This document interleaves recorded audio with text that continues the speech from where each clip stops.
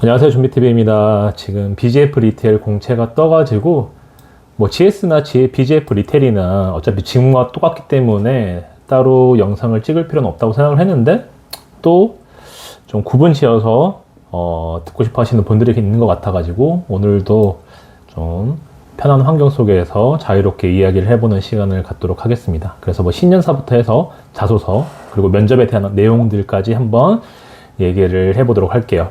일단 신입 공채 같은 경우에 5월 7일 마감인 거고, 이번에 근데 뽑는 곳이 수도권에서 경기 남북부하고 충청권만 포함되더라고요. 그래서 서울 지역을 희망하시는 학생들은 해당 사항이 없을 것 같고, 용인, 안양, 수원, 고양, 의정부 이쪽 경기 남북부 지역 이 권역과 충청 쪽 대전, 청주, 천안 이쪽에 사무실이 있죠. 그래서 이쪽을 지원하는 학생들은 한번 써볼 법하다. 그래서 아직 GS 리테일 인적성 결과가 나오지 않은 상태였고, 또 통상 GS 쓰는 학생들은 BGF도 같이 쓰잖아요. 그래서 아직 결과가 나오기 전이니까 BGF 리테일에도 좀 주력을 해서 써보시면 괜찮을 것 같습니다. 자, 그러면 일단 뭐 간단한 내용들 말씀드리자면 학점은 3.0 이상이 되어야 되는 부분이 있고, 뭐 자격증 요건이 있긴 하나 여기 지금 토익 700부터 해서 뭐 JPT나 HSK 유통관리사 2급, 뭐 물류관리사, 한국사 2급, 한자 2급, 워드 1급 이 중에서 정말 하나만 있으면 되는 거기 때문에 기준이 그렇게 높지는 않아요. 그래서 대부분의 학생들이 쓸 수 있을 것 같습니다. 그리고 뭐 우대상 같은 경우에는 뭐 산업안전지도사라든지 산업안전산업기사 뭐 등등등등 있으니까 한번 체크해 보시면 될 것 같고요. 일단 본격적으로 자소서 내용 들어가기 전에 신년사부터 한번 분석을 해 보겠습니다. 우리가 기업 준비를 할 때 신년사가 되게 중요하잖아요. 2025년도에는 민승배 대표 신년사가 있었는데 스무스 아시죠? 제가 예전에 한번 영상으로 다뤄드렸습니다. 근데 2026년에는 민승배 대표 신년사는 없고 홍석조 회장 신년사가 있어서 아마 민 대표 거 신년사는 내부적으로만 돌거나 또는 아예 안 했거나 이랬을 거로 추정이 됩니다. 자, 그래서 홍석조 BGF 리테일 회장 신년사 기사가 뜬 게 있어서 한번 이걸 찍고 갈게요. 자, 우리가 어쨌든 그 회사 대표의 어떤 신년사라는 건 회사의 사업 방향성을 말하는 거기 때문에, 그리고 사업 방향성에 따라서 여러분들 이제 채용하는 사람들, 내부 직원들이 어떠한 인재를 원하는지에 대한 그런 그림을 좀 예측할 수 있기 때문에 꼭 확인을 해 보시는 게 좋아요. 그리고 실제로 여러분들 그 자소서 항목 중에 지금 있죠? 그 뭐였죠? 몇 번 항목이었죠? 3번 항목 중에서 BGF의 5가지의 가치관 중에서 본인을 가장 잘 표현하는 가치관 1개를 선택하는 그 부분도 신년사를 확인을 하시면 어떤 걸 선택할지, 또는 이 가치관은 나랑은 좀 별로라고 생각했는데, 또는 나랑 맞다고 생각했지만 약간 힘이 약하다고 생각해서 배제할까 했는데 한번 써볼만 하네, 이런 부분도 캐치할 수 있는 부분이 생기더라고요. 그래서 그것도 제가 이따 같이 말씀을 드리겠습니다. 자, 신년사 내용을 제가 한번 읽어봐 드릴게요. 중요 포인트만. 자, 홍석조 BGF 리테일 회장이 이일 신년사에서 편의점 사업을 넘어서 새 먹거리를 발굴해야 한다고 밝혔다. 자, 새로운 먹거리에 대한 키워드 하나 등장하죠. 그래서 홍 회장은 우리는 어려운 경영 환경 속에서도 블라블라블라, 그래서 CU 호놀룰루 1호점 개점은 매우 뜻깊은 일이다. 호놀룰루에다가 이제 1호점을 출점을 했나 봐요. 그래서 2012년 CU를 런칭한 이후 13년 만에 편의점의 발상지인 미국으로 역수출한 것에 의미를 둔 셈이다. 자, 이런 포인트는 면접에서 답변으로 활용하기 좋죠. 어떤 정신? CU가 지금 어떠한 일을 하고 있는지, 또는 여러분이 생각할 때 여러분은 도전적인 인재라고 했는데 우리 회사가 어떻게 도전적으로 하고 있는 부분들이 뭔지 알고 있나, 이런 거 물어본다면 이런 내용 말할 수 있겠죠. 오히려 편의점 발상지인 미국으로 역수출한 1호점이니까, 그쵸? 이런 내용 활용해서 답변을 할 수 있다는 거죠. 그래서 이런 부분도 여러분들 알아두시면 좋을 것 같다. 그래서 넘어가고, 지금 이제 홍 회장이 현재 우리는 산업의 지형, 고객의 경험, 기업의 존재 방식이 근본적으로 재정의되는 전환점에 서 있다라고 했습니다. 그래서 이 거대한 변화의 중심에 뭐가 있다? AI, 로봇, 빅데이터, 클라우드 등 디지털 기술 혁명이 있다라고 진단했습니다. GS 리테일에서도 AX 역량 되게 중요하게 생각하기 시작했다고 했죠. CU도 마찬가지입니다. 이런 부분을 여러분들이 적어도 AI 툴을 활용할 수 있는 능력들이 좀 있다라면 그 부분을 면접에서 또는 자소서에서 녹일 수 있다면 잘 활용해 보셔도 좋을 것 같아요. 자, 그래서 우리가 어떤 차별화와 경쟁 우위를 통해서 시장을 선도할 것인지 발전시켜 나가야 된다. 뻔한 내용 말했죠. 그래서 홍 회장이 시야와 사고의 폭 확대, 글로벌 확장, 그룹의 사업 영역을 확대 등의 방점을 찍었다. 그래서 과거의 경험과 관행에 의존하기보다 최신 트렌드와 객관적인 데이터에 기반한 도전적인 업무 추진이 필요한 시기라고 말을 했어요. 자, 중요하죠. 이제는 SC 직무를 할 때, OFC도 마찬가지겠지만, 최신 트렌드에 대한 이해가 분명히 필요하고, 데이터를 기반한 업무 방향성, 그리고 좀 도전적으로 업무 추진을 해야 된다라고 말을 하고 있으니까 여러분의 어떤 태도도 이와 매치를 시키면 좋겠죠.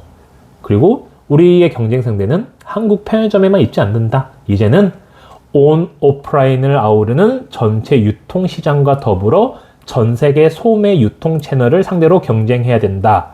자, 온 오프라인을 아우르는 전체 유통시장 오포 서비스와 관련된 내용입니다. 그러면 여러분들 면접 준비하면서 오포 서비스에 대한 GS 리테일 지원하시는 분들은 아예 대놓고 중요하다고 말하고 있잖아요. GS에서. CU도 지금 이 부분을 중요하게 생각하고 있다. 그러면 오포 서비스에 대한 개념에 대해서 명확하게 이해하는 게 중요하겠다라고 생각해 보시면 될 것 같아요. 그래서 그 다음 내용은 뻔한 내용이니까 패스하고 그룹의 사업 영역을 확대해 나가야 된다라고 말하고 있고, 그리고 그룹 내부 사업에만 안주한다면 역량은 정체될 수밖에 없고 성장은 한계에 부딪히게 된다. 그래서 그동안 축적한 사업 역량을 바탕으로 새로운 먹거리 발굴에 힘써야 된다라고 말을 했습니다. 자, 그러면 여기서 이제 주요한 키워드들이 좀 정리가 되잖아요. 제가 아까 말씀드렸다시피 새로운 먹거리라는 게 여러분들이 이제 면접을 가게 되신다면 기존에 없던 만약에 소비자들에게 전달을 했을 때 상품 가치가 있는 먹거리가 무엇인지에 대한 질문들이 나올 수 있는 거고, 질문이 나오지 않더라도 내가 면접 답변으로 끌어서 아이디어를 제시한다면 눈에 띌 수밖에 없죠. 왜냐면 팀장급들은 이런 신년사 내용들을 진짜 달달달 외우고 있거든요. 왜냐면 회사의 이제 회장이 말한 내용이니까. 그쵸? 그렇기 때문에 여러분들의 역량이나 이런 방향성 같은 것도 좀 여기에 포커스를 맞출 필요가 있고, AI를 잘 활용할 수 있는 그런 방안들, 그리고 아까 말했던 새로운 먹거리, 그리고 도전 정신, 그리고 외국인 관광객들이라든지 해외 여러분들이 이제 이력 중에서 해외에서 좀 활동한 경력이 있는 학생들도 있거든요. 유학생들도 있고, 또는 이제 베트남이라든지 태국이라든지 중국이나 이런 데서 좀 생활을 해본 학생들이 있기 때문에 그런 학생들에게는 그 시장에서 우리 CU의 어떤 상품을 기반으로 좀 중점적으로 한다면 매출을 올릴 수 있는지 이런 아이디어들을 물어볼 수도 있다라는 점 참고를 하시면 될 것 같아요. 그래서 글로벌 시장의 확대를 염두에 두고 있다, 이 회사 같은 경우에는. 그리고 우리가 지금 변화의 지금 전환점에 있기 때문에 GS 리테일도 마찬가지입니다. 그래서 AI에 대한 역량, 중요성 이런 것들을 인지하고 있다. 그렇기 때문에 실제 면접에서 OFC 직무가 AI로 대체될 수 있는가에 대한 의견들을 물어보고 있고, 실제 PT 면접에서도 이런 관련된 주제가 나올 수도 있겠죠. 그래서 이런 부분 종합적으로 참고를 해보시면 좋을 것 같아요. 그리고 지금 이제 BGF 리테일 같은 경우에는 아마 여러분들이 면접을 볼 때쯤 되면은 이미 상황이 종료가 되겠지만, 지금 화물연대 파업 들어가가지고 굉장히 난처한 상황이잖아요. 이제 매장에 그 FF 상품들이 이제 배송을 받지 못한 상태라서 굉장히 뉴스에도 나오고 되게 좀 이슈가 되고 있어서 아마 BGF 리테일에서도 이 문제로 굉장히 골치 아플 것 같은데 이거를 실제 면접에서 물어볼지는 모르겠어요. 안 물어볼 것 같긴 하지만 또 어떤 입장에서는 BGF 리테일이 잘못한 건 아니니까, 그쵸? 이와 관련해서 가령 매장에서 점포에서 점주들이 이제 상품을 받지 못해서 어떤 불만들이 굉장히 많을 거 아니에요. 그리고 매출에도 영향을 미치는 부분이고 점주들의 불만, 회사가 도대체 뭐 하는 거냐, 빨리 해결해야 되지 않냐, 왜 이 손해를 우리가 감수해야 되냐, 그러면 이 손해분에 대해서 너네가 어떻게 보상해 줄 거냐, 이런 의견들 분명히 나올 수 있잖아요. 자, 그러면 여러분들이 SC로서 이 문제를 어떻게 해결할 건지, 파업을 여러분들이 해결할 수는 없잖아요. 그쵸? 하지만 점포에서 발생하는 어떤 날카로운 그런 의견들이 있죠. 회사 본사에 대한 어떤 불만들이나 이런 것들, 점주들의 그런 불만들을 어떻게 잠재우면서 안정적인 운영을 할 수 있게끔 설득할 수 있는지, 이런 부분들은 충분히 면접에서 물어볼 수도 있죠. 또는 GS 리테일을 지원한 학생이라면 GS 리테일에서 만약에 우리 회사에서 그런 상황이 닥친다면 OFC로서 본인은 어떻게 매장 운영의 안정화를 이끌어낼 수 있는지, 본인이 소통을 되게 잘한다고 했는데, 설득에 되게 자신이 있다고 했는데, 그런 경영주를, 점주를 어떻게 설득할 수 있는지 본인만의 경험을 기반으로 한번 설명해 봐라. 뭐 이렇게 나올 수 있겠죠. 그래서 이런 질문들까지도 여러분들이 이제 준비하시면서 같이 생각해 볼 법하다. 그렇죠? 현재 가장 강력한 이슈 중에 하나이기 때문에 이와 관련해서 물어볼 수도 있다. 자, 그래서 자소서 내용 이제 한번 들어가 볼게요.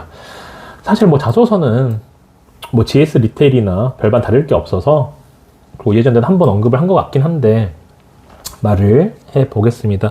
여러분들이 BGF 리테일 자소서 가끔 이제 쓴 학생들 거 보면 1번 항목에서 여기서 BGF가 생각하는 좋은 친구는 언제 어디서나 블라블라블라 이렇게 말을 하잖아요. 그러니까 자소서 내용에도 고객과 사회의 어떤 좋은 친구인 BGF 리테일은 뭐 BGF 리테일의 좋은 친구란 이러이러한 거다, 약간 이런 내용들을 말을 하는데 굳이 그런 내용들을 쓸 필요 없습니다. 글자 수 부족하실 거예요.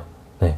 여기 결국 물어보고 싶은 거는 BGF 리테일 지원 동기, 결국 우리 회사에 지원한 이유가 뭐냐, 지원 동기를 묻는 거기 때문에 GS 리테일과 마찬가지로 그냥 지원 동기 쓰면 됩니다. 직무가 똑같으니까 똑같이 쓰셔도 돼요. 다만 비율로 봤을 때 직무 중심적으로 한 70% 정도 작성을 하시고 마지막 30% 정도를 회사 관련된 내용으로 마무리하면 되겠죠. 그래서 GS 리테일과 다르게 뒤에 부분만, 회사 관련된 내용만 살짝 바꾸면 되겠다. 그래서 지원 동기는 뭐 직무가 똑같기 때문에 그렇게 어렵지 않게 쓰실 수 있을 거라고 생각합니다.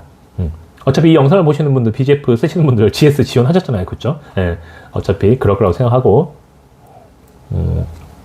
자, 그리고 2번 같은 경우에 여러분들 2번에서 살짝 실수하는 부분들이 뭐냐면, 자, 내가 그동안 쌓은 지식이나 능력, 활동 및 경험 등을 기반으로 지원한 직무에 본인이 가장 적합하다는 것을 구체적인 업무 내용과 매칭해서 말씀해 주세요라고 써 있잖아요.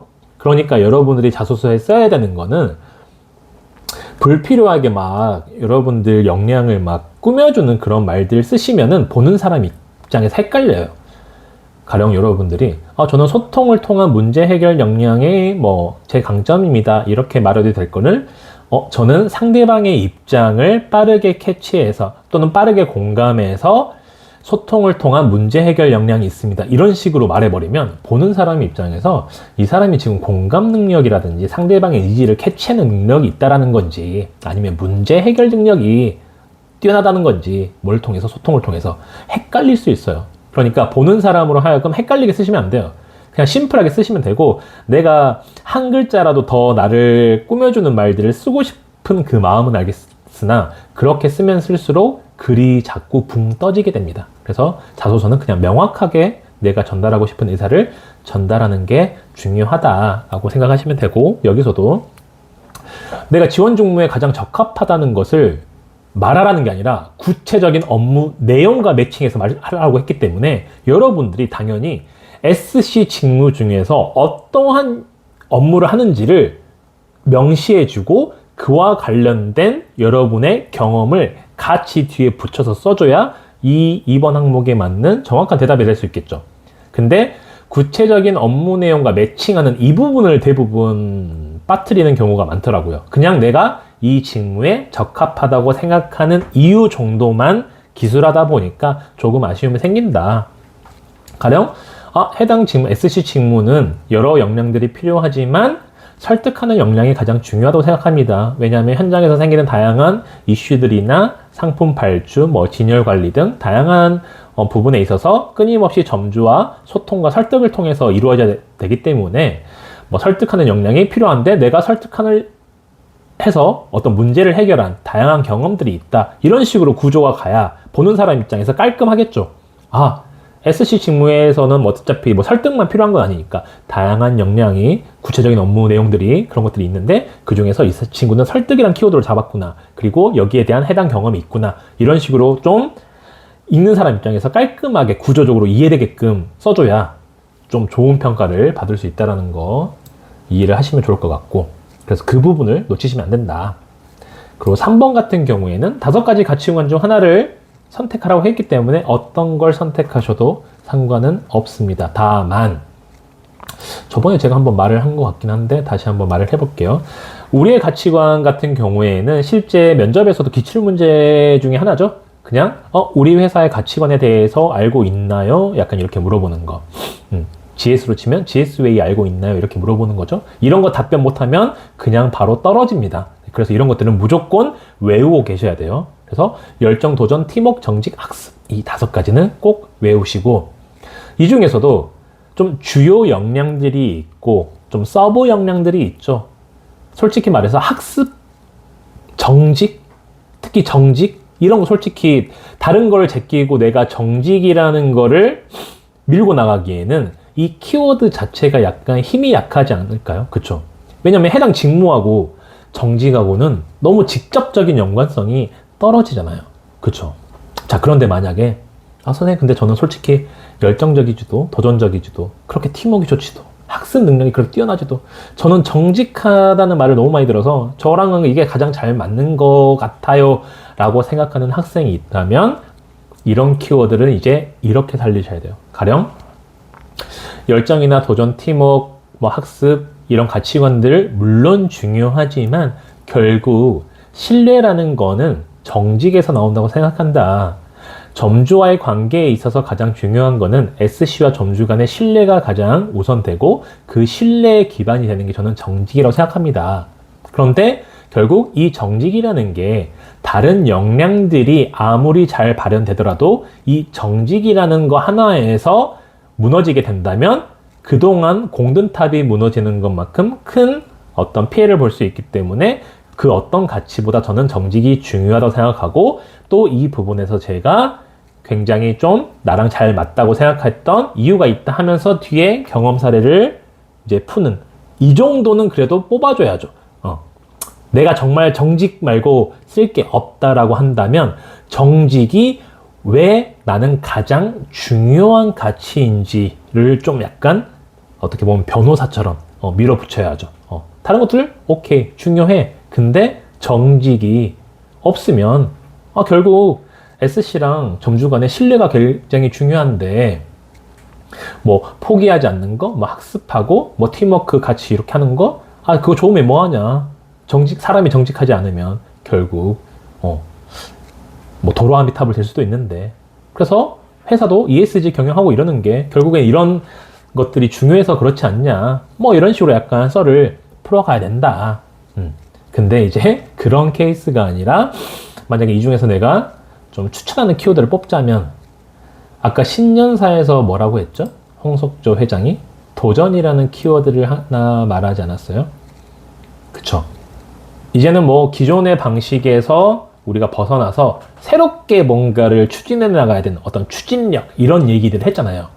그러면 내가 신년사를 활용해서 이 키워드에 힘을 좀 불어넣는다면 좀 힘이 실리긴 하겠죠. 상식적으로. 그래서 꼭 이걸 하라는 건 아니에요. 근데 그냥 시기상 내가 굳이 어떤 걸 선택해도 상관없다 한다면 그런 걸 좀 추천을 하겠다. 그리고 신년사 중에 보면은 학습을 활용할 수 있는, 사실 학습도 그렇게 중요하다고 생각하진 않았는데 이 신년사를 보고 이 키워드도 잘만 활용하면은 좀 괜찮다라고 생각했던 이유가 뭐냐면, 여기서 이제 과거의 경험과 관행에 의존하기보다 최신 트렌드와 객관적인 데이터에 기반한 도전적인 업무 추진이 필요한 시기라고 했잖아요. 그리고 이제 새로운 먹거리를 발굴해야 된다고 했잖아요. 그렇다면 이 지원자에게 필요한 역량 중에 하나는 사실 학습이죠.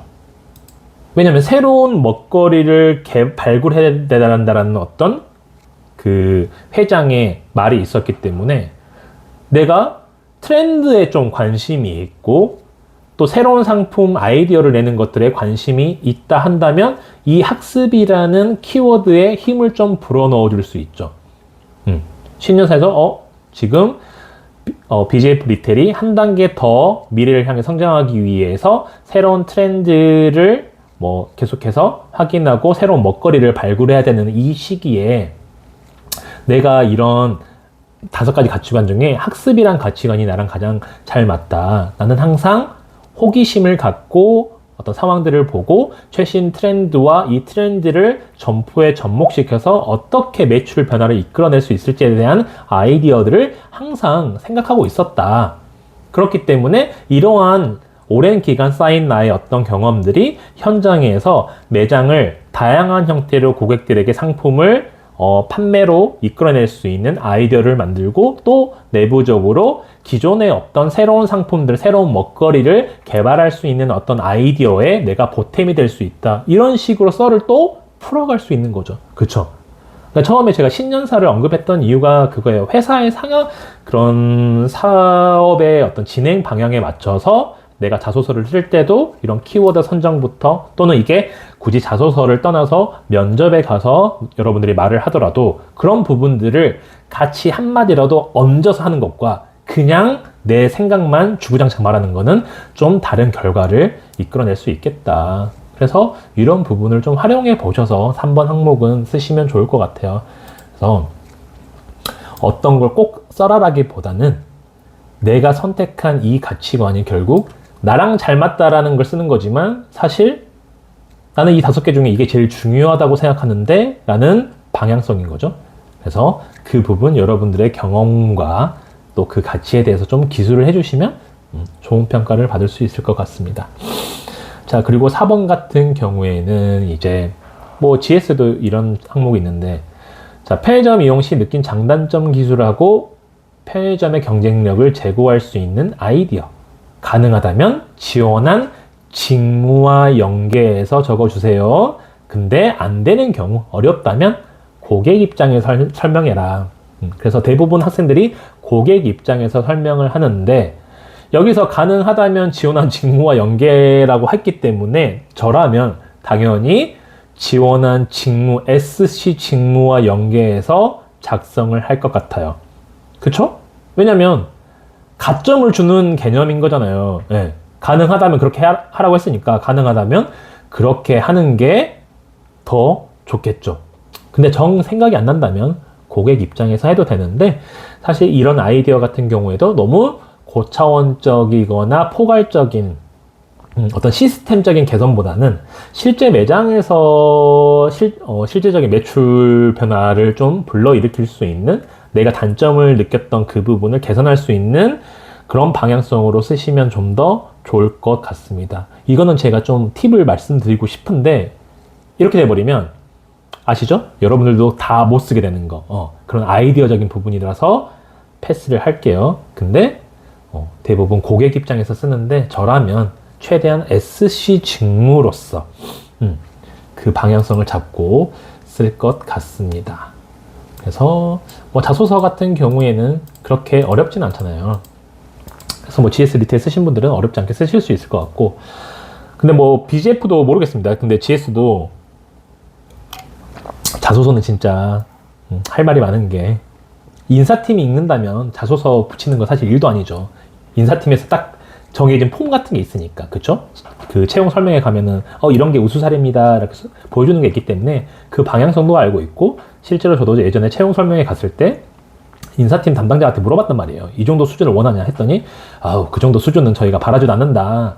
그 정도 해주시면, 땡큐다. 이 정도로 그 인사 담당자가 직접 말을 했었기 때문에 그 방향성을 아는데, 문제는 현장에서 이걸 읽는 사람이 인사팀이 아니란 말이죠. 네, 저번에도 말을 했지만 팀장들이 읽다 보니까 지들 마음대로 평가하는 그런 기준이 있어요. 그래서 최근에도 제가 그 현직자를 만나서 얘기를 해봤었는데 그런 일이 있더라고요. 자기가 어떤 그 팀장님하고 약간 말다툼을 했던 게 있는데, 그게 뭐냐면 그분께서는 지방대 나온 학생들을 자소서는 최대한 올려준대요. 그러니까 서울권에 있는 학생들은 기회가 많다 이거예요. 그러니까 자기는 그렇게 한다 하니까 이제 내 동기는 아니 그렇게 하시면 안 되죠. 사실 그냥 자소서만 보고 평가를 해야지. 그런 게 어딨냐 하니까 아니 내가 볼 때는 지방에 있는 애들은 너무 기회가 부족해. 이런 어드밴티지라도 있어야지. 그러니까 뭐냐면 사실 말도 안 되는 거잖아요. 그렇게 하면 안 되는 거고. 근데 어차피 평가하는 사람 마음이니까 그런 사람들이 수십 명 있는 거 아니에요. 그쵸? 그 사람들이 지들 마음대로 어떤 사람은 정말 정석적으로, 정말 최대한 챗GPT를 돌렸다 하더라도 그런 노력이라도 보여준 학생, 잘 쓴 자소서를 뽑는 사람이 있는 반면에, 정말, 이런 말까지 하면 그렇지만, 개떡같이 써도 그냥 붙여줘 버리는 사람들이 있어요. 오히려, 네가 스스로 썼거나, 오히려 그런 GPT 이런 걸 활용 안 하고, 너가 최대한 쓰려고 했구나라고 어떤 노력을 좋게 봐서 붙여주는 사람도 있어 버린다는 거죠. 그래서 약간 자소서는 좀 복불복이 작용할 수밖에 없어요. 그래서 그 부분은 좀 아쉽긴 합니다. 그러다 보니까 여러분들 중에서도 저번에 자소서는 합격했는데 이번에 떨어지는 경우가 있고, 저번에는 떨어졌는데 똑같이 냈는데 붙는 경우가 발생하는 경우입니다. 그런 것 때문에 그래요. 인사팀이 읽는다면 오히려 좀 공정한 평가를 받을 수 있죠. 근데 사실 채용과 전혀 관계없는 그냥 일반 팀장들이 그냥 실무하다가 있다 보니까 그런 문제들이 생기는 것도 있다. 그래서 그런 부분은 좀 안타까워요. 네. 그래서 말 나온 김에 삼성 다니는 이제 삼성에서 인사팀에 있었던 그 동생이 있었는데, 그 동생한테 물어보니까 삼성 같은 경우에도 그렇게 분배를 해서 읽게 하는 경우도 있고, 정말 전 자소서를 인사팀 신입들이랑 다 모여서 진짜 회의실에 모여서 일일이 다 읽어보고 A등급, C등급 구분 짓고 B등급은 보류로 이렇게 해놔서 다시 평가하고 이런 식으로 하는 경우도 있다고 하더라고요. 그건 매년 다르대요. 그런 것처럼 회사에서 인사팀이 다 읽는 경우도 있지만 그렇지 않은 경우도 좀 비일비재하다. 그래서 실제 예전에 엄청 예전에 본 영상이긴 한데, 이런 자소서에 소제목 적는 것도 삼성의 어떤 인사 담당자는 나는 이 문단을 요약하는 그냥 요약성 제목에는 딱히 매력을 못 느낀다. 오히려 이 제목이 뭐지? 라고 했는데 읽어보니까 이해되는 이런 제목이 난 좋다 라고 하셨던 분도 있고, 반대로 다른 기업은 나는 이 전체 내용을 한 문장으로 요약하는 그런 심플한 소제목이 좋다.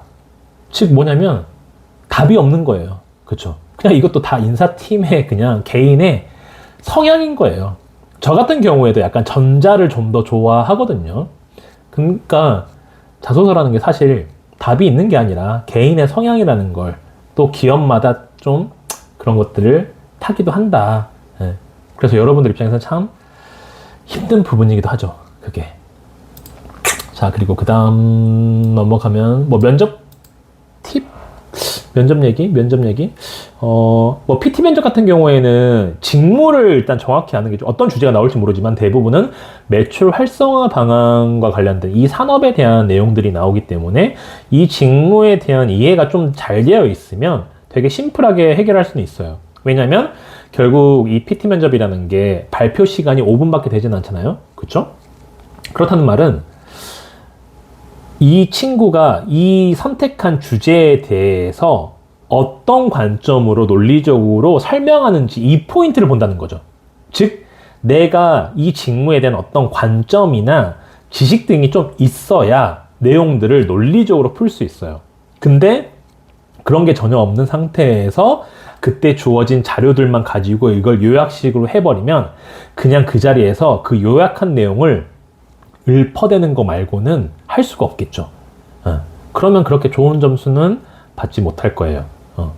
내가 이 직무에서 중요한 건 뭐다라든지 이런 관점 같은 게 있어야 이 데이터를 봤을 때 어떤 방향성으로 좀 내가 말을 해 나가야겠다 이런 것들이 세워질 수 있잖아요. 그렇기 때문에 여러분들이 PT 면접 많이 준비하신다면 일단 직무에 대한 완벽한 이해, 그리고 회사가 지금 추구한 어떤 사업 방향성이라든지 내용들 이런 걸로 좀 회사가 관련된 산업에 대한 정보를 좀 많이 알아두시는 게 큰 도움이 되겠다. 근데 대부분은 매출이나 점포 활성화 시킬 수 있는 그런 질문들로 나오고 간혹 외국인들에게 이제 외국인 관광객들이 많아지고 있으니까 이런 외국인 관광객도 여러 인종이 있잖아요. 유럽 사람들도 있고 중국인들도 있고 일본인들도 있는데 그 중에서 어떤 타겟에 맞춰서 어떤 상품들을 좀 더 이제 그들에게 이제 보여줘서 매출을 올릴 것인지, 아니면 그들이 자주 오는 어떤 매장에 ATM기라든지 환전이라든지 뭔가 이런, 또는 그들이 좋아하는 그 외국인들이 좋아하는 외국인들이어도 유럽인들이 좋아하는 K 어떤 디저트가 있고 중국인들이나 일본인이 좋아하는 K 디저트가 또 다를 수도 있잖아요. 그런 부분들을 해서 어떻게 공략할 것인지 이런 식의 내용들을 말할 수도 있는 거고. 그래서 통상 점포 매출 상승과 관련된 문제들이 출제가 된다. 그렇기 때문에 여러분들이 실제로 내가 SC로서 점포 매출을 어떻게 향상시킬 수 있는지에 대한 방향성이 좀 명확하게 서 있어야 그런 질문들 나왔을 때 답변을 하면 좀 논리적으로 보여줄 수 있겠죠. 자, 그리고 오늘은 이제 이쯤 됐을 때 제가 늘 그렇잖아요. 이 지루한 영상을 오랫동안 봐온 분들에게 드린 팁 같은 거, 지금 한 30분 됐는데 이쯤 되면 이제 대부분은 이제 떨어져 나갔을 것 같아서 좀 중요한 내용 하나 말씀을 드릴게요. 자, 사실 여기서부터 좀 중요해요. 앞에는 여러분들 충분히 그냥 어디서나 얻을 수 있는 정보 같고, 여기서부터는 좀 차별화된 정보를 제가 드려볼까 하는데, 뭐냐면 여러분들이 이제 필요 역량이라고 하죠. 여기 홈페이지에 들어가 보면 여러분들이 홈페이지를 잘 활용하셔야 돼요. 홈페이지에 답이 되게 많아요. 직무 목표, 직무 가치, 주요 과업, 필요 역량 다 공개를 하잖아요. 그쵸? 그러니까 나는 회사에서 제시하는 이런 역량이 있다라는 걸 증명만 하면 되죠. 그래서 제가 그 중에 하나를 예시를 좀 잡고 설명을 해 드리도록 하겠습니다. 이건 GS 리테일 지원하시는 분들도 활용하실 수 있을 거예요. 제가 실제로 유료 컨설팅 할 때 그 학생들에게만 설명하는 내용이라 되게 고민을 많이 했는데 하나만 딱 오픈을 하도록 하겠습니다. 자, 여기 보면 필요 역량 중에 3개가 나와 있어요. CU, 여기 BJ 리테일 홈페이지에 가보면 본부와 점포 간의 원활한 업무 추진을 위한 커뮤니케이션 능력, 첫 번째. 두 번째가 소매 트렌드를 파악하고 그에 적합한 상품을 운영할 수 있는 추진력. 세 번째가 점포 상권 변화를 파악하고 대응할 수 있는 문제 해결 능력이라고 되어 있습니다. 이 중에 세 번째 걸 제가 한번 건드려 볼게요. 왜냐면 여러분들이 상권 분석, 상권에 대한 얘기를 거의 필수적으로 해요. 여러분들이 거의 어떻게 보면 복부 타듯이 누구나 쓰는 그런 키워드들이 있거든요. 데이터 분석, 벤치마킹, 매대 변경, 소통, 그리고 괴형주 감정에 공감한다 이런 말들, 그리고 상권 분석을 통해서 이런 말들 쓰잖아요. 그래서 어떤 식으로 만들죠, 여러분들이? 경쟁사가 생기게 되면 경쟁사 벤치마킹을 통해서 매대 변경을 하고 해당 상권의 고객들의 니즈를 반영한 새로운 상품들을 구색을 갖춰서 경쟁사가 생기면 대응을 하겠다. 그리고 끊임없이 점포 주변의 상권들을 분석해서 해당 매장에서 어떤 경쟁점이 생기더라도 적시적절하게 대응할 수 있는 그런 점포로 내가 이끌어가겠다. 이 정도 수준을 통상 학생들은 말을 합니다. 즉, 여러분들이 들었을 때 저거면 좀 말을 잘한 거 아닌가 라고 생각했다면 여러분들은 면접 갔을 때 떨어집니다. 네. 통상 이 정도 수준의 말을 해요. 학생들이. 예. 이게 평균 수준입니다. 그렇기 때문에 남들은 이 정도는 말하구나. 그래서 이제 그게 뭐냐면 즉 뭔가 말을 잘하는 것 같지만 듣는 사람 입장에서는 저 친구가 저 말의 의미를 진짜 알고 말하는 건지 그냥 말만 청산유수인 건지 이런 것들을 확인한단 말이에요. 그래서 저도 수업을 하다 보면 학생들한테 물어봐요. 상권 분석? 여러분들 상권 분석 해야 되나요? 상권 분석 왜 해야 돼요? 설명해 보세요. 약간 이런 식으로. 그러면 여러분들 입장에서 이런 질문 받으면 당연히 뭐 SC가 점포 주변의 상권들 뭐 분석해야 되는 거 아닌가요? 막 이런 말들을 해요. 그쵸? 근데 여러분들 잘 생각해 보세요. 여러분들이 관리하는 그런 점포들은 이미 RFC가 철저하게 상권 분석을 통해서 오픈을 한 점포입니다. RFC가 여기 점포 장사 잘 될 것 같은데 이렇게 해서 오픈하진 않아요. 지나가는 통행객 수 10대부터 뭐 60대 남자 여자 구분지어서 아르바이트까지 써서 일일이 다 체크합니다. 몇 시간에 몇 명씩 지나갔는지. 9시부터 10시 사이에 10대 여성은 7명 지나갔고 남성은 15명 지나갔다. 막 이런 식으로 다 체크를 해서 그거를 엑셀 파일로 돌려요. 프로그램이 이미 있거든요. 그거랑 주변에 배우 뭐 학교가 있다면 총 몇 명인지 재학생이, 그리고 아파트가 있다면 몇 세대인지 이런 것 등등등의 데이터를 반영을 해서 예상 매출을 뽑고 또 RFC가 생각하는 예상 매출을 기반으로 영업팀장과 개발팀장이 그 현장을 가서 보고 회사가 말 그대로 돈을 써야 되는 거잖아요. 회사 돈이 들어가는 거기 때문에 신중하죠. 그래서 어쨌든 오픈하는 거고 그 해당 자료들은 여러분들이 문서 보관함에 다 보관되어 있습니다. 즉 내가 땡땡 점포를 맡았다. 그럼 땡땡 점포 빼서 보면은 나와 있어요. 예상 매출과 배우에 뭐뭐 있는지, 초등학교, 중학교가 뭐가 있고 이 전체 재학생은 몇 명인 건지 등등등등등, 주 거주하는 사람들은 연령층이 어떻게 됐는지 다 나와 있습니다. 자, 그렇다면 여러분들이 상권 분석을 할 이유가 뭐야 있어요? 그쵸? 자료가 다 있는데 그거 확인하면 되잖아요. 그래서 제가 다시 한번 물어봅니다. 그래서 여러분들은 상권 분석을 할 필요가 있나요? 없나요? 라고 물어보거든요. 그렇게 되면 이제 학생들이 말을 못하죠. 왜? 그러네. 이미 다 회사에 자료가 있는데 내가 굳이 왜 점포 이거 매출 올리는 거에 신경 써야지 뭐 언제 상권 분석하고 다녀. 이런 생각하고 있는데 그럼 제가 다시 말을 하죠. 아니죠. 상권 분석은 무조건 해야죠. 라고 말을 합니다. 자, 여기 보시면은 정확히 나와 있네요. 점포 상권 변화를 파악하고 대응할 수 있는 문제 해결 능력이에요. 자, 이게 무슨 말이냐면, 자, 그 당시에 오픈할 때 어떤 자료는 분명히 있죠. 정보들은 있을 거예요. 근데 이 점포라는 게 주변 환경이 계속해서 바뀌잖아요. 어떤 케이스가 있냐면, 가령 주변에 카페가 없었는데 카페가 갑자기 생겼을 수도 있고, 샐러드로 한번 예를 들어볼게요. 샐러디, 이거 제가 막 한 4, 5년 전부터 되게 오랫동안 얘기를 했던 건데, 샐러디라는 프랜차이즈가 어느 순간 굉장히 많이 생기더라고요. 그쵸? 지금은 워낙 대중적인 브랜드가 됐는데, 자, 여러분이 관리하던 점포 주변에 샐러디가 생겼습니다. 자, 이렇게 되면 어떤 현상이 발생이 되죠? 점주들이 샐러드 발주 이런 것들 팩이 나니까 약간 소심하게 넣잖아요. 그리고 나 이거 별로 취급 안 하고 싶어. 한 2개만 넣고 싶어. 근데 SC는 경영진 점주님 5-6개 넣으셔야죠. 10개 넣으셔야죠. 하면 점주들이 이걸 그냥 받아주겠냐고요. 안 받아주잖아요. 그쵸? 이걸 설득하는 게 SC의 이제 임무가 되는 거죠. 여러분들 해야 될 일. 자, 그런데 샐러디가 생겼어요. 그러면 점주들이 어떻게 할까요? 야, 샐러드 전문점 생겼는데 편의점에서 누가 사겠어? 우리 그냥 샐러드 넣지 말자. 이렇게 나올 수도 있는 거예요. 그쵸? 그러면 여러분들 어떻게 문제 해결하실 거예요? 점주가 이런 상황이면. 또는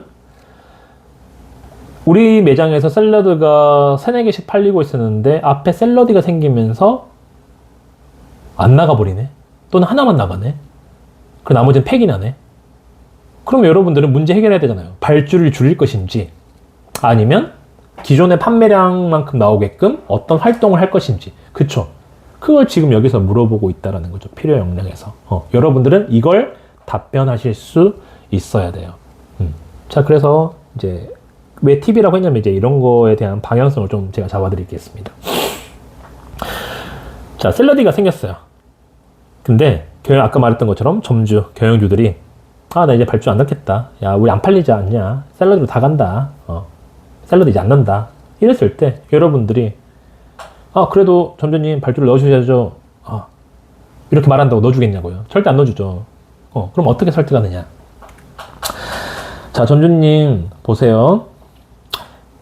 지금 샐러디 단가가 통상 8,000원에서 9,000원 정도 하고 대신 그만큼 구성이 되게 잘 되어 있다.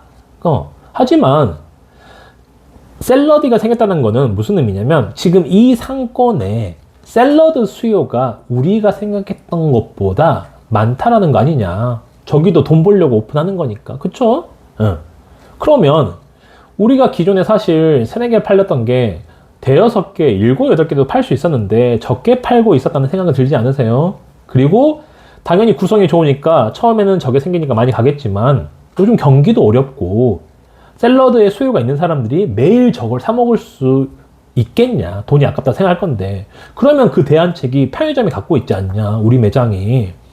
우리는 4, 5천 원에 사 먹을 수 있고 단백질 음료까지 구성해서 저가격이면 단백질 음료부터 디저트까지 다 살 수 있다. 우리는 그러면 오히려 그렇게 연관신혈이나 또는 우리 매장도 샐러드가 뻔한 닭가슴살 샐러드나 뭐 크래미 이런 뻔한 샐러드뿐만 아니라 정말 우리가 취급하는 다양한 상품이 있다는 걸 보여주기 위해서 더 많이 발주를 넣어서 샐러드 전용 매대처럼 구성을 해야 되지 않냐. 공격적으로 대응을 해야 된다. 왜? 샐러드 수요가 있다는 건 이미 쟤들이 검증을 해줬기 때문에 우리가 경쟁 상대를 주변 GS나 다른 편의점이 아니라 저 샐러디로 잡아야 된다. 그래서 샐러드 매출을 한번 올려보자. 이런 식으로 설득을 가야죠. 여러분들이 영업 관리자라면. 그쵸?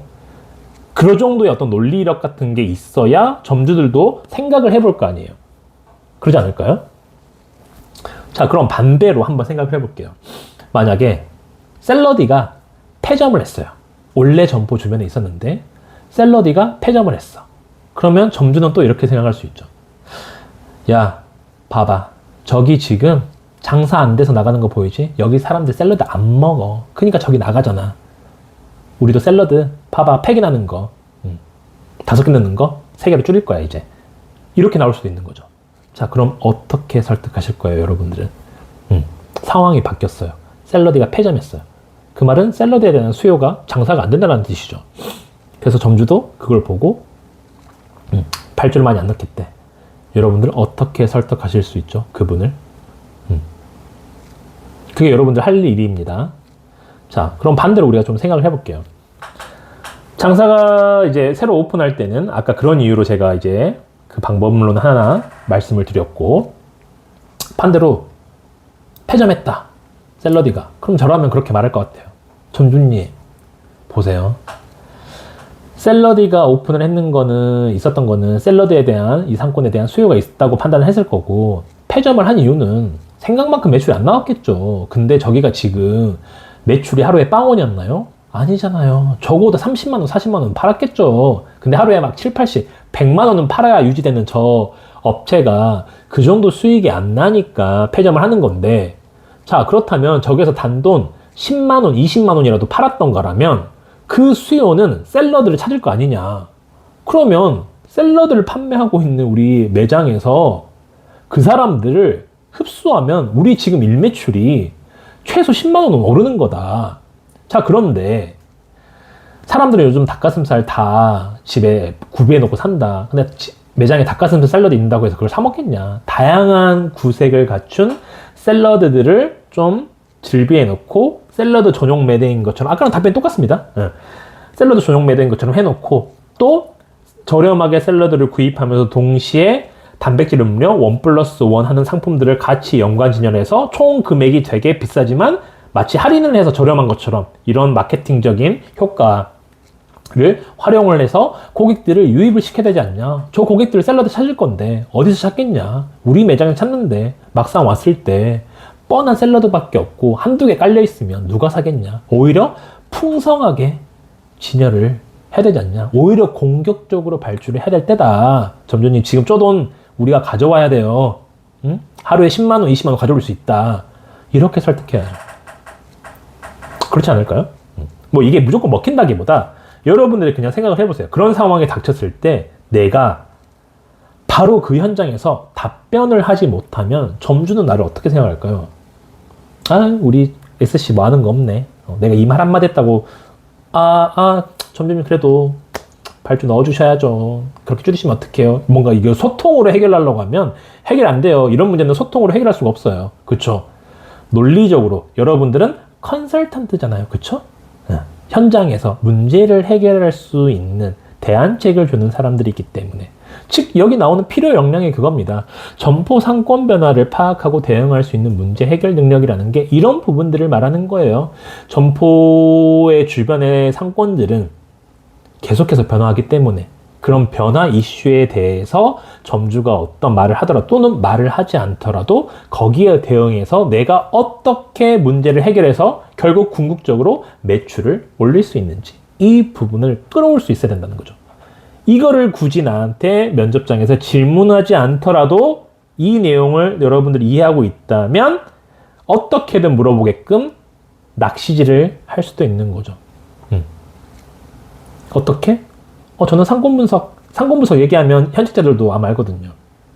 이 친구는 상권 분석이 뭔지 알고 말하는 건가? 이런 생각이 들기 때문에 살짝 낚시 질문이긴 한데, 상권 분석을 통해서 또는 상권 변화를 파악하고, 그런 변화에 대응해서 점주님을 설득해서 매출을 올릴 수 있는 방안들을 구상해봤다. 뭔가 이렇게 식으로 약간 흘리는 거죠. 그러면 물어볼 거 아니에요. 궁금하니까. 그쵸? 뭐 본인이 말하는 뭐 상권 변화를 파악해서 문제 해결하겠다는 게, 뭐 매출을 올리겠다는 게 어떤 말이에요? 뭐 구체적인 방안이 있어요? 하면, 네. 예를 들어서 하고 아까 그 내용을 이제 요약해서 말을 하면 되죠. 마치 내가 이미 다 설계를 했지만 나는 현장에서 그냥 자연스럽게 내 생각을 말하는 것 같은 느낌을 전달하는 그런 답변이 이제 소위 말해서 진정성 있는 답변이 되고 남들과 차별화되는 답변이 될 수 있다라는 거죠. 그리고 실질적으로 그런 상황들이 현실에서도 발생이 됩니다. 가장 어떻게 보면은 뜬구름 잡는 소리가 아니라 가장 현실적인 상황에 대한 예시이기 때문에 물론 아까 제가 말한 것이 무조건 답이라고 할 수는 없습니다. 근데 여러분들이 한번 고민을 해볼 필요가 있다는 거죠. 그런 상황이 생겼을 때 여러분들은 어떻게 대처할 수 있는지, 그 답을 내가 할 수 있는지, 그 답이 나올 정도면 적어도 면접장 가서 좀 괜찮은 점수를 받을 수 있는 수준은 됩니다. 근데 거기에 대한 문제를 여러분들이 소위 말하는 경영진님의 의견을 경청하고 소통을 통해서 경영진님이 걱정하는 부분들에 대해서 충분히 검토하고 해결해 줄 수 있는 뭔가 이런 식의 답변을 뜬구름 잡는 소리를 해버리면 좋은 점수를 받기가 힘들다. 그쵸? 그런 말은 누구나 할 수 있다. 그래서 필요 역량 부분 여기 이거는 뭐 GS나 BGF 공통입니다. 직무가 똑같기 때문에. 근데 이렇게 홈페이지에 나와 있잖아요. 필요 역량이 이런 거다 라고 제시가 되어 있기 때문에 그래? 너네가 이런 역량을 필요로 해? 그러면 이런 상황에서 나는 이렇게 말할 수 있는 걸 하나 준비해 가야겠다. 그러면 너네가 안 물어봐도 내가 물어보게끔 만들어야지. 이런 나만의 어떤 면접 전략들을 세워서 간다면 좋은 평가를 받을 수 있지 않을까요? 이거는 이제 GS, BJ뿐만이 아니라 여러분들이 뭐 제약 영업이든 또는 뭐 다이소가 됐든 그럼 영업관리직 또는 영업관리직이 아닌 다른 직무도 마찬가지입니다. 회사 홈페이지에 나와 있는 이 직무에 필요한 역량을 내가 역으로 어떻게 활용을 해서 내 무기로 쓸 수 있을지 이런 거 생각을 하시면은 굉장히 큰 도움이 되실 거예요. 자, 그리고 이것도 제가 말씀을 드릴까 말까 되게 고민했어요. 아까 이제 저랑 지금 수업을 이미 진행하고 있는 학생이 있어요. 아직 인적성 발표가 안 났는데 미리 이제 수업을 하는 학생이 있는데 그 학생한테도 이거를 내가 영상에 담을까 말까 고민하는데 어떠냐. 왜냐면 수업을 하면 학생들이 이렇게 영상 올리는 거 싫어하거든요. 나한테만 말해줬으면 좋겠다는 그것 때문에. 그리고 이거를 그러니까 영상을 올리는 순간 여러분들 모두가 좀 활용하기 힘든 그런 부분도 있는데, 그래도 제 개인적인 경험에서 이제 알게 된 거니까 그냥 방향성 제시 차원에서 하나 좀 공개를 하도록 하겠습니다. 자, 일단 포켓CU 제가 이제 앱 되게 중요합니다. 우리 동네 GS 앱도 되게 중요하고, 이제 포켓CU도 아까 말했죠? 신년사에 온오프라인을 통합한 오포 서비스 중요하게 생각하면 여기에 오포의 온라인은 우리 동네 GS 포켓CU 앱이에요. 그러면 앱에 대한 사용을 얼마나 하는지 물어볼 수도 있고, 면접장에서. 그리고 새로운 기능이 있는데 이거 보셨어요? 이거 실제 GS 전에 공지에서도 나왔으니까 이런 기능 저희 생겼는데 혹시 아세요? 이렇게 물어봐 버리는데, 이런 거는 자, 상황 질문은 여러분들이 어떻게든 쥐어짜서 말을 할 수 있지만 여러분들 뭐 우리 회사 가치관 알고 계세요? 뭐 GS 웨이 알고 계세요? 우리도 그 포켓CU 이 기능이 있는 거 알고 계세요? 써보셨어요? 물어봤는데 안 써봤으면 지어낼 수가 없습니다. 아니요, 아직 안 써봤는데요. 답변 거기서 끝이에요. 그쵸? 그래서 이런 거는 최대한 앱 같은 거는 많이 이렇게 눌러봐서 어떤 기능이 있는지 그런 것들은 알아두셔야 돼요. 그런 데서 답변 못 해버리면 면접에서 진짜 좀 안 좋은 결과가 나올 수 있기 때문에. 자, 그러면 제가 한번 말을 해보겠습니다. 일단 포켓CU 좀 달라진 게 뭐냐면, 저도 아까 깜짝 놀랐어요. 원래 GS페이 같은 경우에는 신용카드 연동이 됐잖아요. 그래서 예전에 막 GS페이 그 CU랑 장단점 이렇게 말을 할 때 GS페이 말하기가 좀 좋았어요. GS 면접 볼 때는. 그쵸? CU는 없었으니까. 충전식만 있었으니까. 근데 신용카드 연동하는 게 생겼더라고요. 저도 오늘 알았어요. 그래서 보고 생겼네, 얘네들도 이제 만들었구나. 그렇기 때문에 이건 이제 CU의 하나의 장점이 된 거죠. 이제 CU가 그동안 충전식 이제 계좌를 연결하거나 카드에 충전하는 형태만 됐었는데, 이제는 신용카드 연동해서 누구나 편하게 이제, 그쵸? 그렇게 한번 또 이용한 고객들은 계속해서 또 CU를 편하게 쇼핑을 이제 할 수 있으니까. 그런 기능이 하나가 생겼고, 불편한 점 하나 제가 찾았는데, 이게 뭐냐면, 여러분들이 그 포켓CU 들어가면 메인 화면을 한번 보시면은 상단 부분에 이렇게 검색할 수 있는 기능이 이렇게 길게 바처럼 되어 있어요. 약간 네이버 포탈처럼 되어 있죠. 그쵸?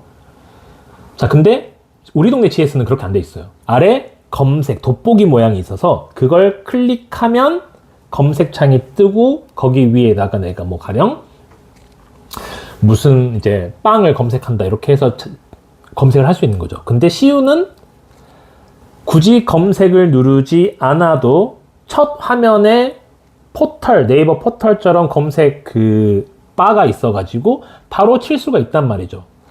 그래서 되게 이거는 좀 편하구나라고 생각을 했는데, 이게 오히려 단점인 이유가 뭐냐면, 자, 여러분들 네이버 포털에서 검색을 할 때 그 바에다가 커서를 올리고, 그쵸? 클릭을 하죠? 마우스로 클릭을 하거나 이제 클릭을 한 다음에 검색하잖아요. 뭐 BGF 리테일, 뭐 채용 이런 식으로, 뭐 연세 크림빵 뭐 이런 거 검색할 거 아니에요. 그쵸? 그리고 검색해서 엔터를 치면 화면이 전환되죠. 네. 검색 누르면 전환이 되잖아요. 그쵸? 근데 나도 그런 거라고 생각하고 눌러봤는데, 포켓CU에 있는 거 거기 커서를 올리는 순간 화면이 전환됩니다. 그 GS, 우리 동네 GS처럼. 그 전환된 그 화면에서 다시 커서 누르고 검색해야 돼요. 그러면 사실 쓸모가 없지 않나요? 상식적으로. 왜냐면 우리 동네 GS도 검색 한번 누르고 화면 전환된 거에서 다시 한번 눌러서 입력. 그쵸? 그럼 두 번 클릭하는 거죠? 근데 CU는 메인에 포털처럼 있었기 때문에 한 번만 클릭하고 검색하면 결과가 바로 뜨는 걸로, 즉 한 번만 그 클릭을 하면 되는 거였는데, 그게 아니라 한 번 클릭하는 순간 화면이 전환돼서 검색창으로 다시 바뀌는 거기 때문에 결국 똑같이 두 번을 클릭해야 돼요. 그러면 제 생각은 굳이 왜 저렇게 만들었지? 오히려 우리 동네 GS가 더 효율적이잖아요. 공간은 요만큼만 차지하는데 그 기능은 똑같이 활용할 수 있으니까. 근데 얘네들은 대문짝만하게 맨 메인 상단 부분에다 딱 네이버 포털처럼 만들어 놓고 막상 쓰려고 하면 그런 불편함이 있으니까 그런 거 개선점으로 말해도 되지 않을까요? 그 커서를 올리자마자 바로 입력할 수 있게끔. 이게 소비자가 이용하면서 느낀 불편함. 제가 이용하면서 그 부분을 불편하다고 느꼈거든요. 그래서 이런 것들.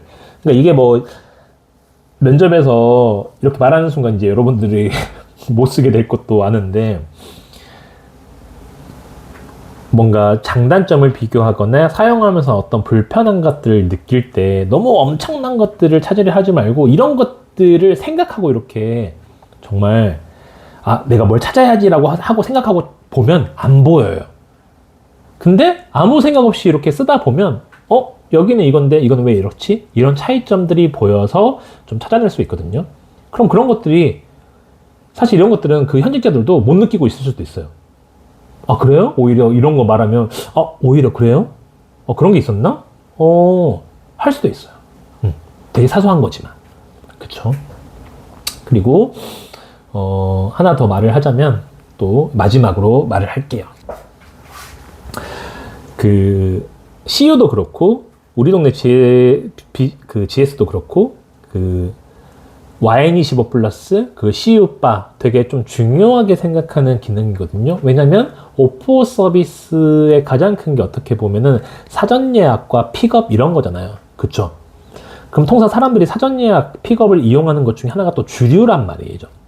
그렇기 때문에 그 카테고리를 되게 좀 중요하게 생각하는 건데 제가 최근에 제가 회사 다닐 때 저를 되게 예뻐해 주신 팀장님이 있었어요. 대리님. 그때는 대리님인데 지금 이제 50대 팀장님이죠. 저도 40대가 됐으니까. 저번 주에 그 GS 동기랑 거기 지경 OFC랑 그 팀장님이랑 넷이서 술을 이제 진탕 마셨었는데 제가 이제 뭐 10몇 년 만에 이제 뵙는 거니까 그냥 갈 수가 없잖아요. 그래서 선물을 뭘 살까 고민하다가 정말 큰맘 먹고 조니어코 블루를 좋은 술을 사가야겠다라고 생각을 했어요. 그래서 백화점가가 거의 40만 원 가까이 되더라고요. 30만 원 후반대. 그래서 그래도 그 GS 사람들이니까 우리 동네 GS 거기 Y25 플러스에서 사볼까 하고 이제 생각을 하고 이제 알아보다가 픽업할 수 있는 그 기간이랑 만나는 날짜가 안 맞아서 구매를 못 했었거든요. 그리고 이제 그냥 YNM모라고 신세계에서 운영하는 그곳에서 29만 9천 원에 구매를 했습니다. 근데 뭐 이건 중요한 게 아니고 제가 이제 그리고 난 상태에서 오늘 우연히 우리 동네 GS 포켓 CU 들어가서 이제 이것저것 눌러보다가 CU바에 들어가 봤어요. 그래서 그런 생각이 들더라고요.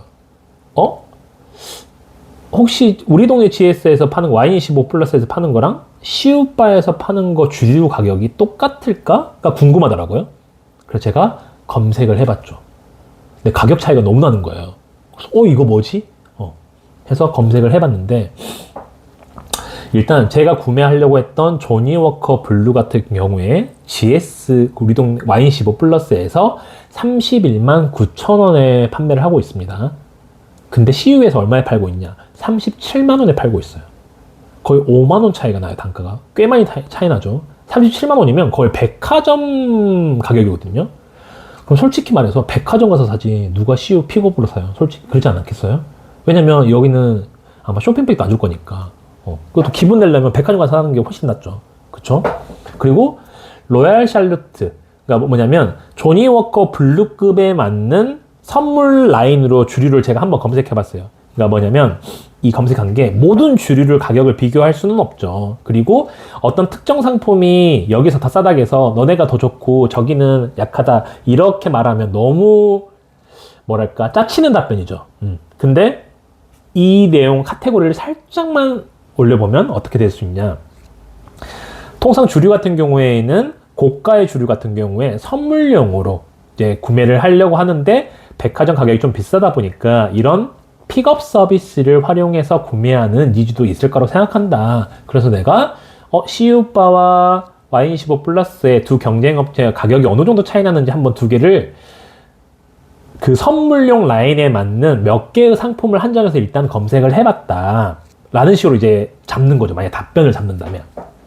그래서 검색을 해봤더니 아까 말씀드린 것처럼 조니어코 블루 31만 9천 원, GS, CU 37만 원.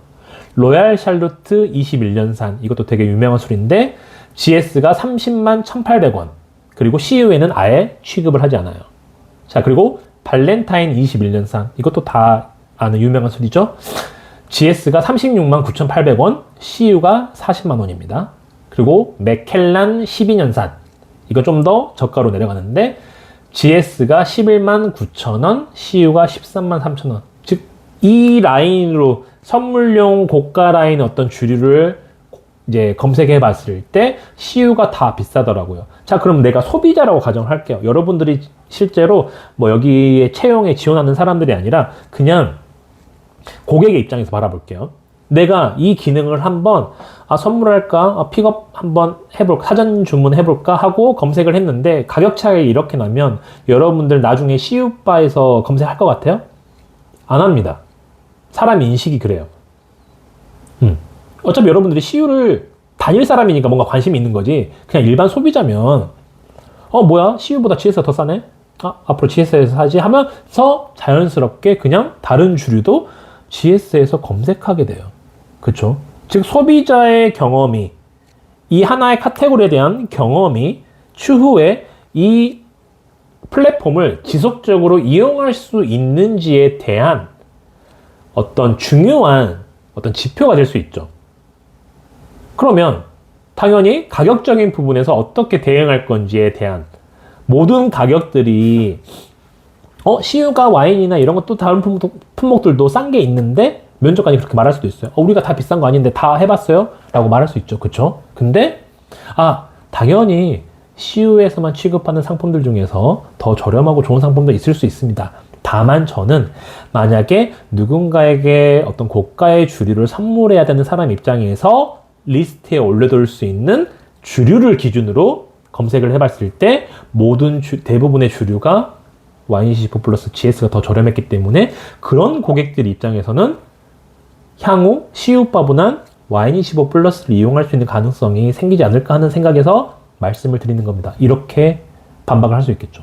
그쵸? 왜냐면 그런 사람들은 떠날 거니까. 그런 부분에 대해서도 우리가 회사가 좀 개선해야 될 부분이 될 수 있겠죠.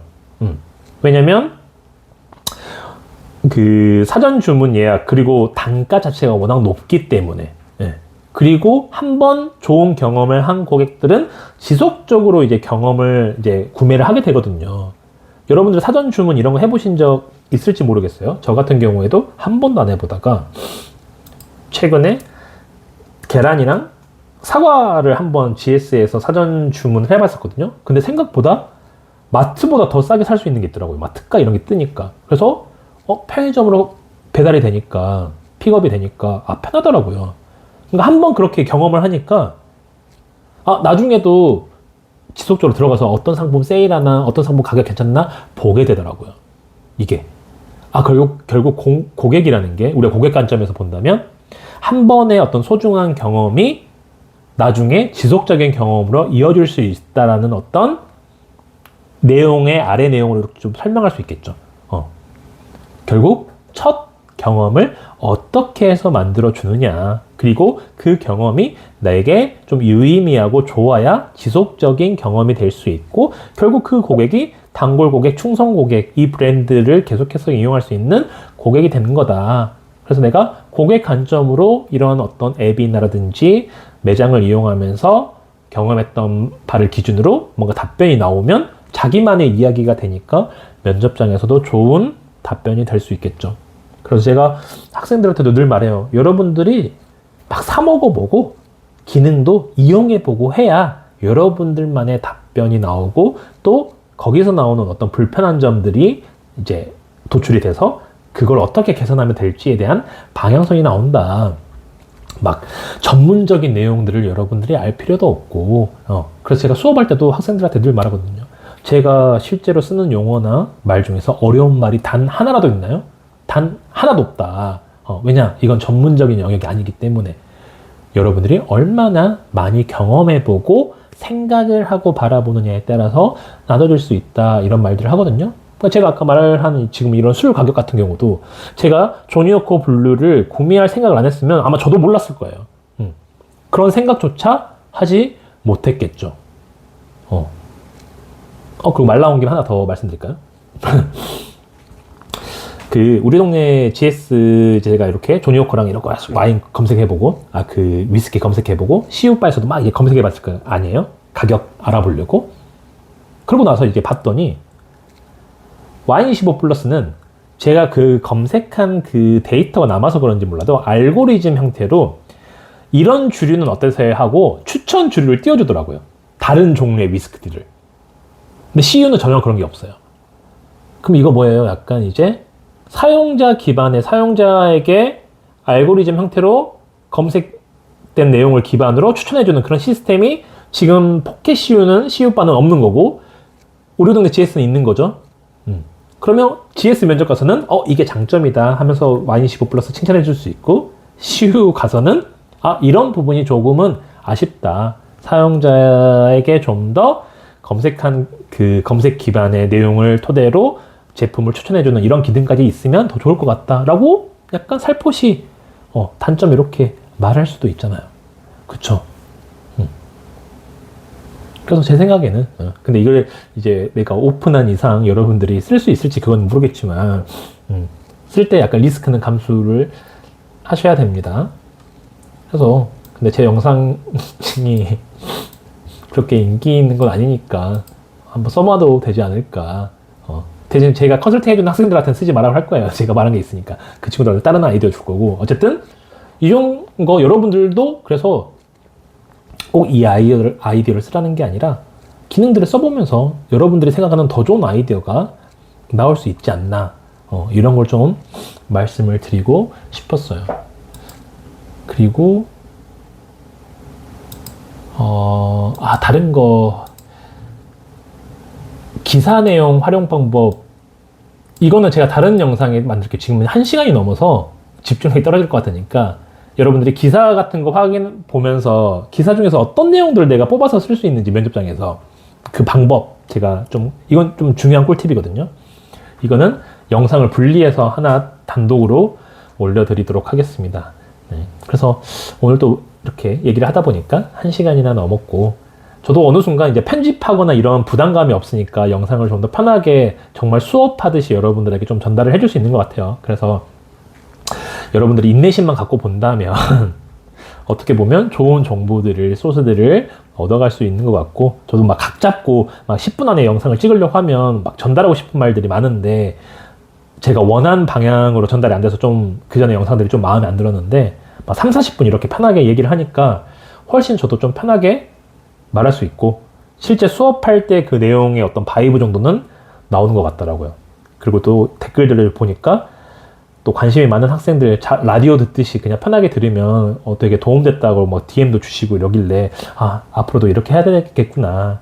그래서 영상 틀어놓고 보지 마시고 그냥 귀로만 다른 거 하면서 라디오 듣듯이 들으시다 보면은 아까 말했듯이 떨어져 나간 친구들은 가져갈 수 없지만 끝까지 버틴 학생들은 후반부에 제가 중후반부에 정말 중요한 소스들을 배치해 놓기 때문에 여러분들이 면접 가서 이득 보실 수 있는 그런 내용들이 있겠다 라고 좀 말씀을 드릴 수 있을 것 같습니다. 어쨌든 긴 시간 여러분들 영상 보시느라고 고생하셨고 저는 아까 말한 그 기사 활용법 그 내용 따로 영상을 찍어서 올려드리도록 하겠습니다. BGF 리테일, GS 리테일 지원하시는 분들 꼭 좋은 결과 있으시길 바라겠고 제가 뭐 이건 여담인데 요즘 신입사원들 중에서 저를 다 안다고 하더라고요. 약간 유명인도 아닌데 그 지경 OFC가 말을 해주더라고요. 제 친한 동기한테 그 카톡을 보낸 게 있었는데 신입사원이 준비TV 하냐고 물어봤다. 이제 하니까 제 동기가 빵 터져가지고 이제 그때 만나서 얘기를 하면서도 그 친구가 요즘 신입들을 물어보면 준비TV 다 안다고 해서 선생님 영상을 보는 것 같다. 선배님 영상을. 그래서 너무 약간 민망하기도 하고 그러더라고요. 그래서 어쨌든 많은 분들이 입사를 하면서 도움을 받으셨다고 하니까 저도 뿌듯한 부분들도 있고 어쨌든 내적 친밀감 이런 것들이 또 생기더라고요. 그래서 그 친구도 제 영상을 보고 취업을 한 건 아니지만 퇴사를 고민할 때 제 퇴사 영상을 봤다라고 해가지고 결국 퇴사를 하지 않고 아직도 회사를 다니고 있는데 어쨌든 그냥 되게 웃기다고 생각을 했었어요. 그래서 막 어떻게 처음 봤는데 그렇게 기회 되어서 뭐 거의 10시간 동안 술을 같이 마셨었는데 이런 것도 또 인생의 재미잖아요. 그쵸? 여러분들과 제가 또 나중에 어떻게 만날지 모르고 여러분들이 회사에 입사해서 또 BGF 리테일도 다니고 있는 제 그 지인들도 있고 또 GS는 훨씬 더 많고 또 여러분들이 그 사람들 팀원이 됐을 때 나중에 여러분들이 가고 싶은 부서가 있거나 할 때 또 제가 이렇게 밀어줄 수 있지 않겠습니까? 제 목표는 그거예요. 예, 제 동기들이 높이 올라가서 임원도 달고 부장도 달고 이렇게 해가지고 여러분들 저한테 이제 컨설팅 받는 학생들이 이제 회사를 다닐 때 혹시나 제가 서포트 해주거나 도움 줄 수 있는 부분들이 있으면 세상에 또 인맥으로 돌아가는 또 그런 사회다 보니까 조금이나마 그런 영향력을 줄 수 있으면 좋겠어가지고 그렇습니다. 그래서 아무튼 쓸데없는 소리 너무 많았는데 아무튼 조만간 영상 다시 찍어서 또 하나 올려드리도록 하겠습니다. 자소서 잘 쓰시고 면접까지 해서 좀 잘 보시길 바라겠습니다. 그럼 다음 영상에서 찾아뵙겠습니다. 안녕.